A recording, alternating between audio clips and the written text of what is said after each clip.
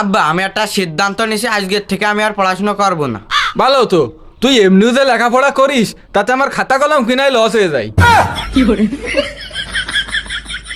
তা পড়াশোনা করবি না তা কি করবি? চটপটির দোকান দিবি? না আমি বিয়ে করবো, আমার বন্ধুর বড় ভাই বিয়ে করেছে।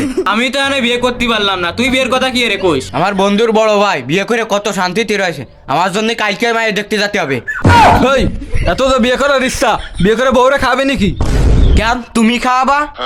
বিয়ে কি আমি করবো নাই?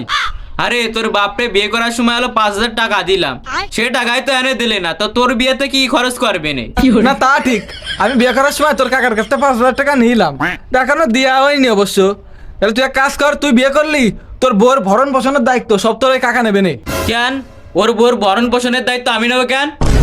তা তুইও তো টাকা পয়সা তোমায় কি করবি, তুই তো বিয়ে করিস নি। খবরদার বড় ভাই, কি? আমার ওই টাকার দিকে মোটেই নজর দিবা না। আমি একটা সংগঠন খুলেছি যে বিয়ে না করে কিভাবে আলো শান্তিতে বসবাস করা যায়। তোমরা কেউ আমার সাহায্য করবে না? ঠিক আছে, কারো সাহায্য করা লাগবে না।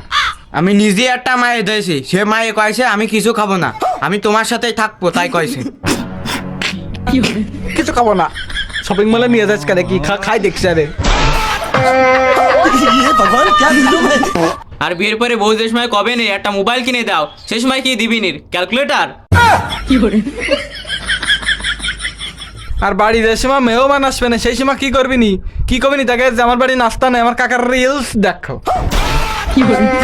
বুঝতে পারিছি তোমরা যে কিপটে, তোমাদের দ্বারা কিচ্ছু হবে না। ওই আমার বন্দুকের কাছেই যেতে হবে, আর বন্দুকের নিয়ে ওই মা এটারে বাগায় নিয়ে আসবো যাইয়ে। এই দাঁড়া, কোনে যাচ্ছি? মান সম্মান খাবি নাকি? হে যাচ্ছিস যা, আসার সময় আমার জন্য একটা পান নিয়ে আসিস।